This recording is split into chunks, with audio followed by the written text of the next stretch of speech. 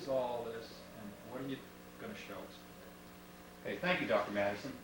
What we're looking at is a new approach to cold fusion, or zero-point energy extraction. What we discovered is that cold fusion is not cold fusion. The conditions are too mild to produce cold fusion.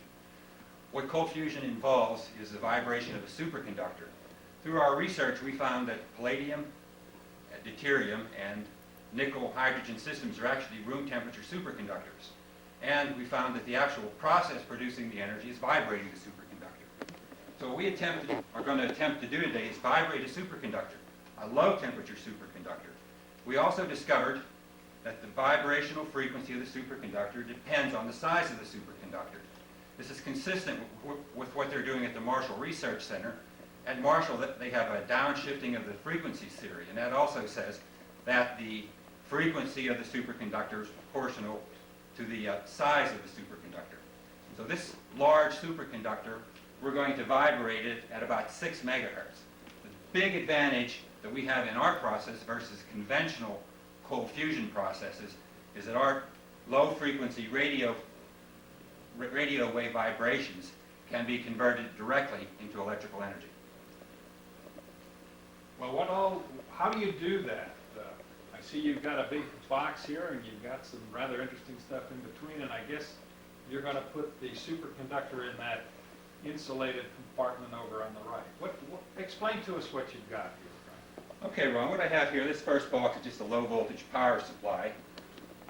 The second device here, or gadget, is an oscillator that drives this spark coil. It just makes sparks, high voltage sparks. Okay. Over here is the place where the superconductor sits, but this is actually a resonance circuit, spark gap transmitter, like the old transmitters they used on the ships at the turn of the century. The spark goes in and stimulates this oscillating circuit, and we're able to adjust the frequency of the circuit by this tuning capacitor. The range is about from 4 to 10 megahertz. John, in here is where the superconductor goes, and it'll sit right under this coil, right under this disc. And we're going to observe, if we can get the thing working here, we can observe the effect on the oscilloscope here. You see the ringing on the oscilloscope, and we change the frequency. You can see the frequency changes. We also have a little light here to monitor the power that's given off. And so with this equipment here, we're hoping to see the effect or determine if there's any excess energy given off in the process of vibrating a superconductor.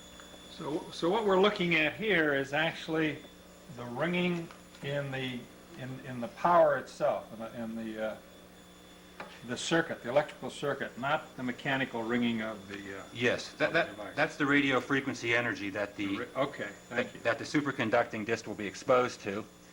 You can see as I change the frequency goes up, and every time that the spark discharges into the resonance circuit, it's about 200,000 times a second we ring, and then it dies down to nothing, and then the spark discharges again. We're hoping to see an extension in this curve when we apply when we vibrate the superconductor. There's also a small magnet underneath the superconductor to induce circulating currents in the superconductor. It's sort of like a speaker. You have a coil with a radio frequency energy in it, instead of causing a speaker to vibrate, we're going to cause a superconductive disc to vibrate. And the general formula that I come out with is 28 divided by the diameter of the disc in inches should be the frequency that the superconductor rings in. This formula, by the way, is also consistent with Patterson's beads, which are 650 angstroms thick, and they vibrate in the mid-infrared range. Well, this is the first time, Frank, that you've run this experiment. What do you expect to happen when you put the superconductor in there, cool it down with a liquid nitrogen, and start it ringing? What do you expect to see that'll tell you whether or not your theory is accurate? Okay, the best we could hope for is the thing will run itself. But how will you know that? With the light bulb there? Light will stay on and we'll turn the power off.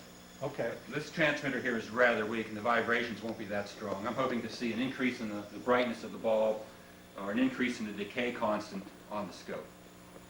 And if we see that, I think we'll be on our way. Then it's just a matter of improving the device. I have enough confidence in the basic technology that I filed a patent on this in early October.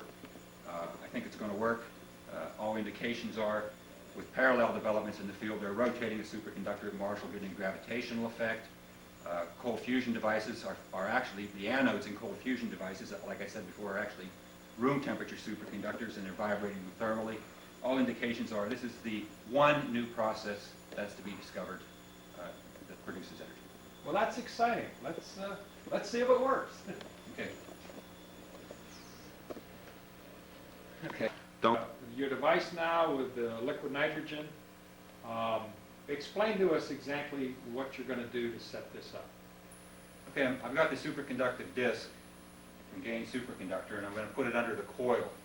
We left it in the refrigerator all night. One of the reasons is because it's hygroscopic, and we don't want to expose it to moisture. Another reason is we don't want it to crack when we put the nitrogen in because of the thermal shock. So the superconductor's in place under the radio frequency coil. Now, next thing I'll do is start my oscillating circuit. We'll get her going, and we're running now at 10 megahertz. So, John, can you put the nitrogen in? John's wearing gloves, safety glasses. I'm also wearing safety glasses, just in case. That's really cold. How cold do you think that nitrogen is, Ron?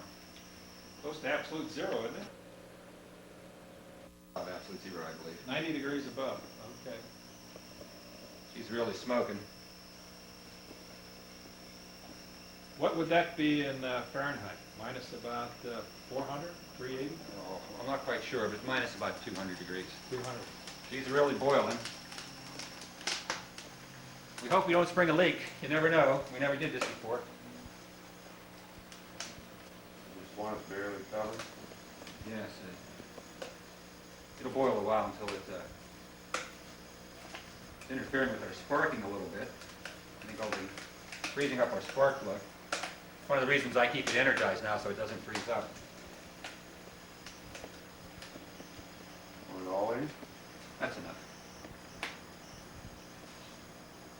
Whoa, is that neat, huh? Okay, we're still running. It's covered. Superconductor's covered. Putting the cover on to keep the radio frequency energy in, and now I'm going to start decreasing the frequency.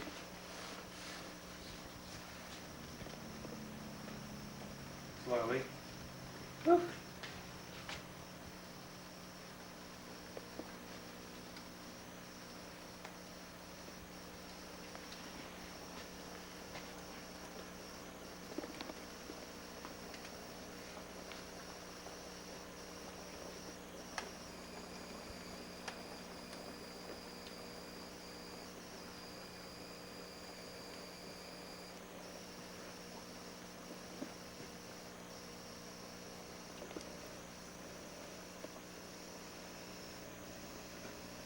Nothing too remarkable is happening.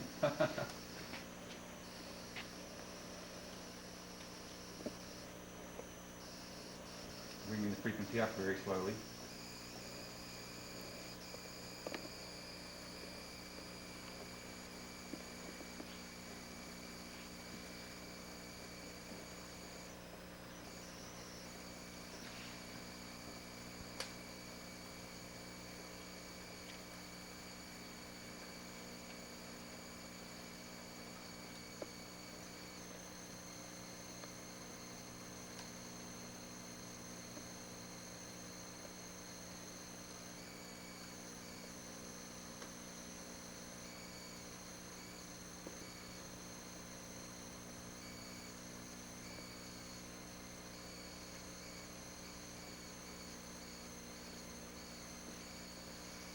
The light stays about the same brightness. Okay, if you turn it off here. Superconducting disc, and we put it right on top of the coil. Get it close proximity, good coupling. And now we're exciting it again in the radio frequency range and looking at the trace on the scope. Now, as we're starting at a low frequency here, you can see each time it sparks, we get a decay constant. And this is at 4 megahertz. It dies down. Now we're increasing the frequency slowly.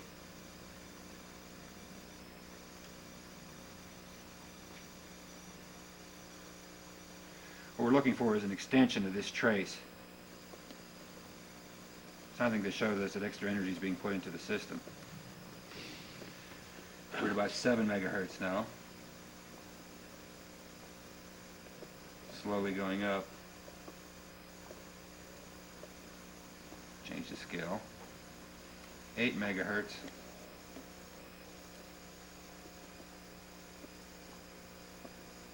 9 megahertz.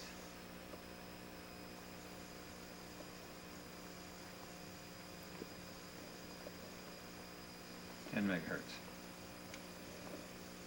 Okay, we didn't see anything there either.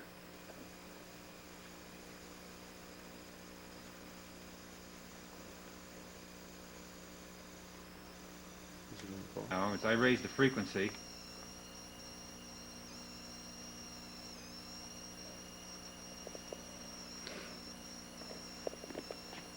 let's stop doing it.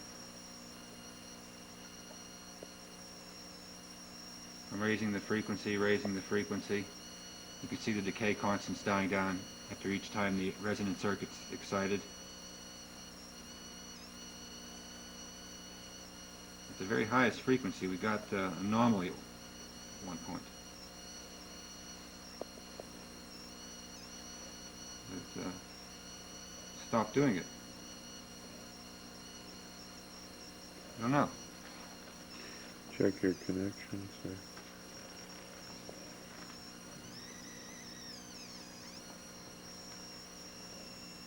I raise the frequency.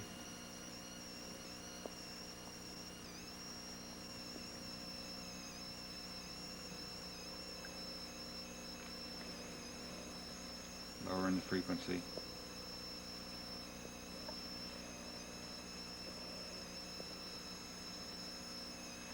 We got 4, 5, 6 megahertz, 6.5, 7, 8, 9, 10 megahertz. About 9 megahertz where I saw an anomaly, but might have been the scope.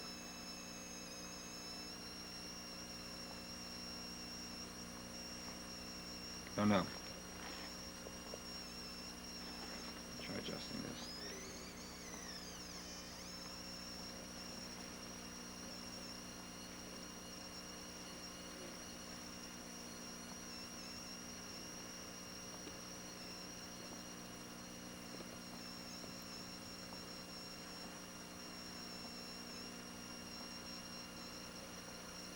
I don't see anything now. The decay constant remains about the same, decaying smoothly and linearly after each spark.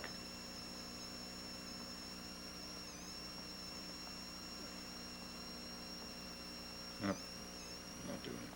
I'm going to take a look at the superconductor in here. This is pretty neat. We have the superconductive disc above the coil, sitting in a bath of liquid nitrogen. That's a 3.5-inch disc. They're placed directly above the coil, away from the magnet this time.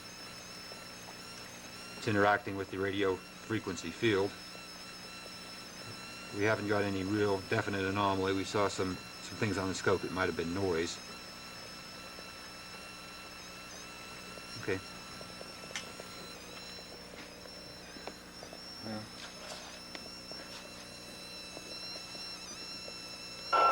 I'll also hear it on the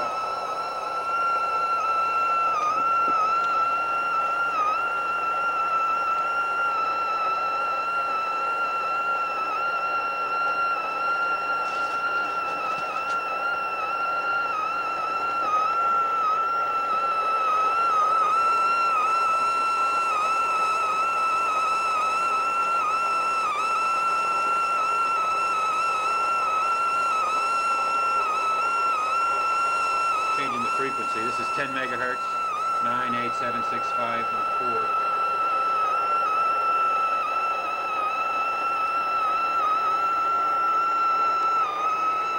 If you haven't seen anything here in this experiment we can detect, I can tell you anything.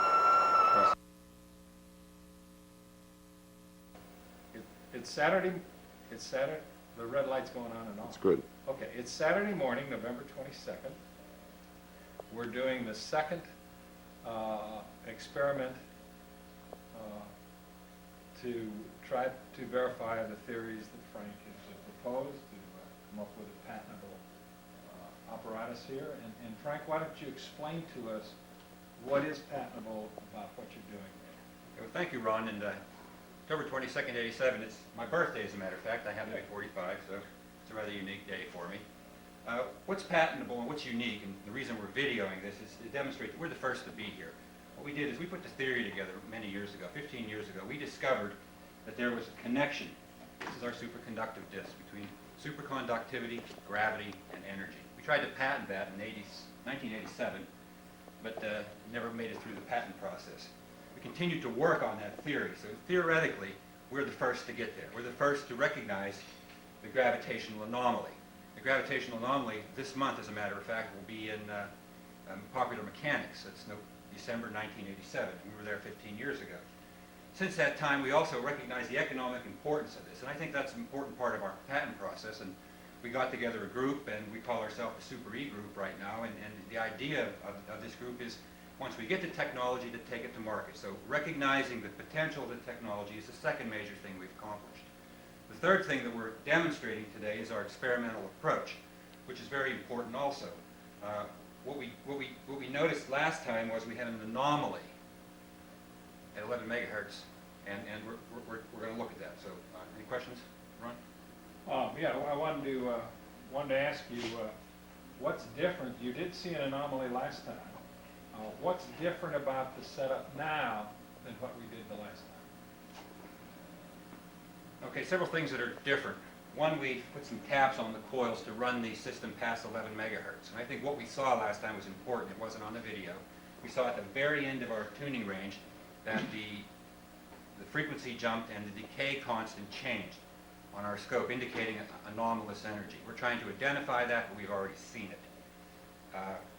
We've also made a hole in our superconductor, and our patent states that the electromagnetic energy interacts with the circulating currents, and we're going to pass this magnet through the hole, and the purpose of doing that is to increase the magnitude of the circulating currents. This is an improvement on our original patent. So that's what we're going to do, and that's it. Well, one thing, Frank, you mentioned Popular Mechanics December issue, or was it Scientific American? What's coming out is we put together the theory, and that mentions our theoretical approach. In 1985, we've done numerous research and made efforts in this area. We worked with Yuri Potapov, and his device, the Uzmir, appeared on Scientific America Discovery, I think that was on Tuesday. Also, he's mentioned about zero-point energy and some of the theory that we put together first, but that's in Scientific America this December. The relationship between gravity and superconductivity, which is very key to our understanding of the process, and we have documents to prove that we've identified that in 1985, is now reaching the mainstream press, and it'll be in this 1987 December's Popular Mechanics. 97. 97, Popular Mechanics.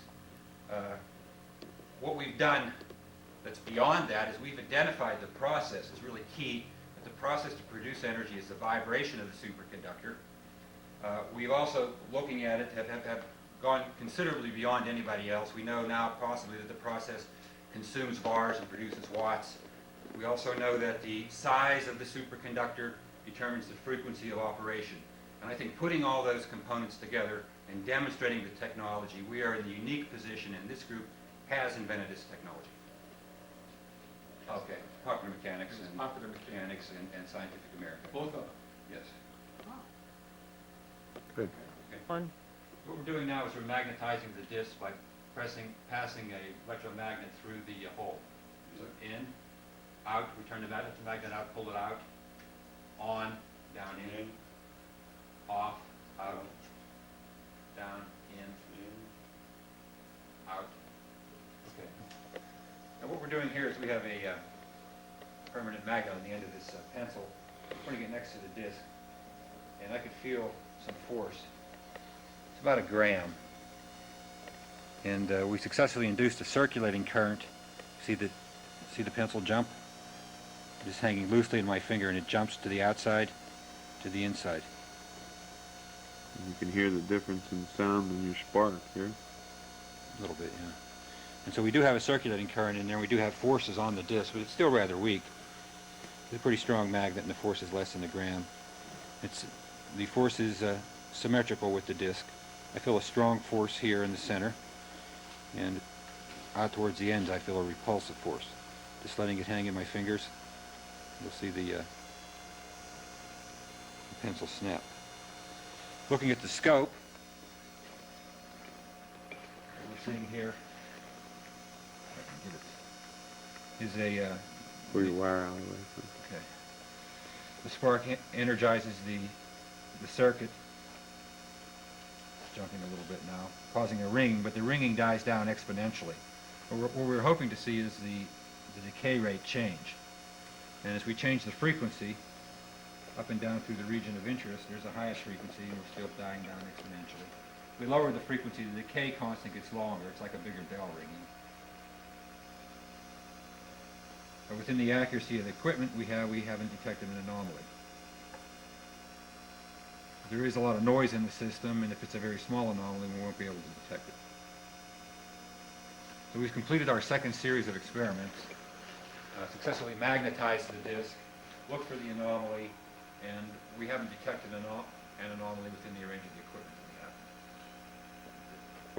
What we're seeing here is an anomaly. We excite the superconductor here, and it's dying down exponentially.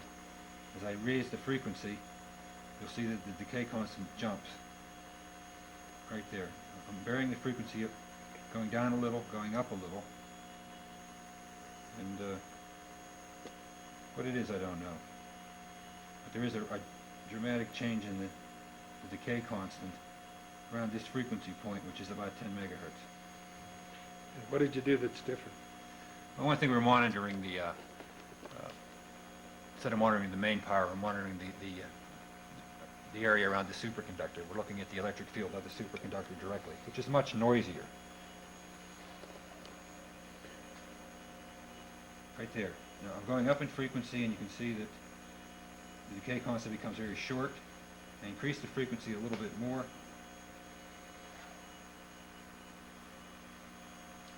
Right there we have just with a small change in frequency, dramatic change in the decay constant. That's occurring at about 11 megahertz, where we expected it.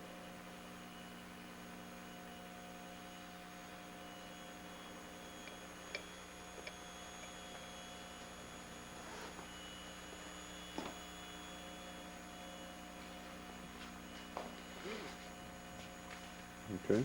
Okay.